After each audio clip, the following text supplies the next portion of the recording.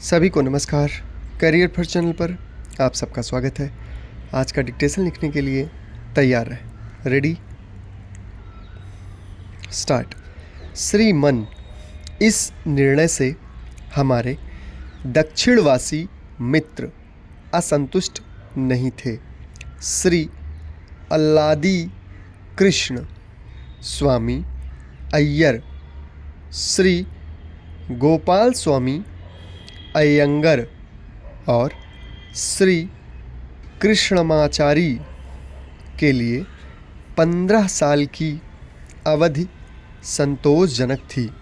अगर संविधान की व्यवस्था से कोई असंतुष्ट थे तो अहिंदी भाषी असंतुष्ट नहीं थे, बल्कि राजर्षि पुरुषोत्तम दास टंडन असंतुष्ट थे, जो अंतर्राष्ट्रीय अंक नहीं चाहते थे, या मौलाना आज़ाद असंतुष्ट थे, जो हिंदी नहीं हिंदुस्तानी चाहते थे, लेकिन अहिंदी भाषा भाषी या दक्षिण भाषा भाषी असंतुष्ट नहीं थे। राजेंद्र बाबू ने संविधान सभा के अध्यक्ष के रूप में कहा था कि भाषा के संबंध में हमने जो निर्णय लिया है यह बड़ा नाजुक निर्णय है।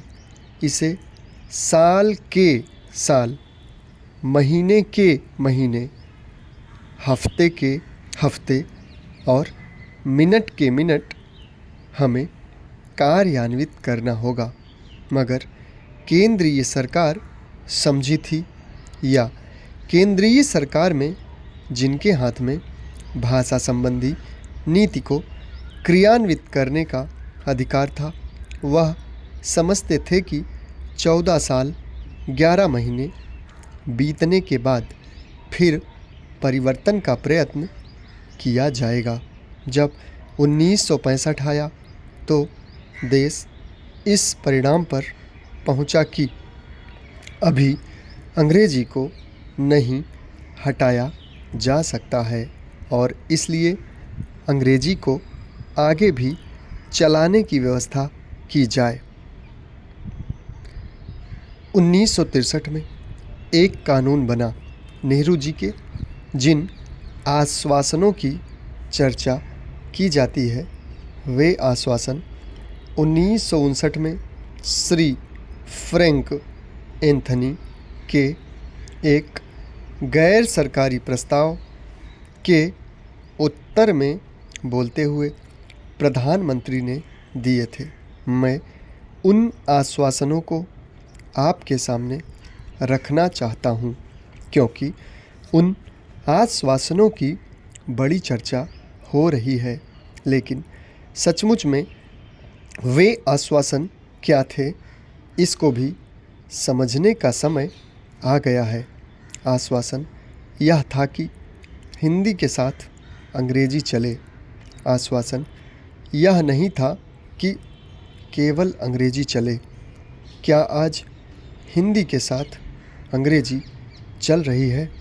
आज अंग्रेजी चल रही है, हिंदी नहीं चल रही है। इस विधेयक के बाद हिंदी और भी नहीं चलेगी।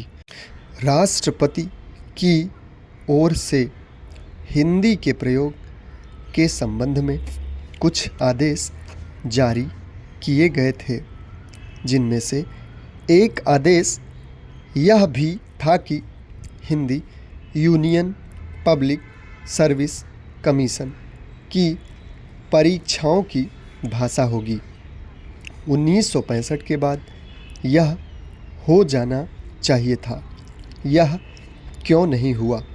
हिंदी के साथ और भारतीय भाषाएं भी परीक्षा का माध्यम बने। हम यह चाहते हैं और इस तरह की मांग की गई थी। कांग्रेस वर्किंग कमेटी ने भी ऐसा प्रस्ताव पास किया था। समाप्त। धन्यवाद।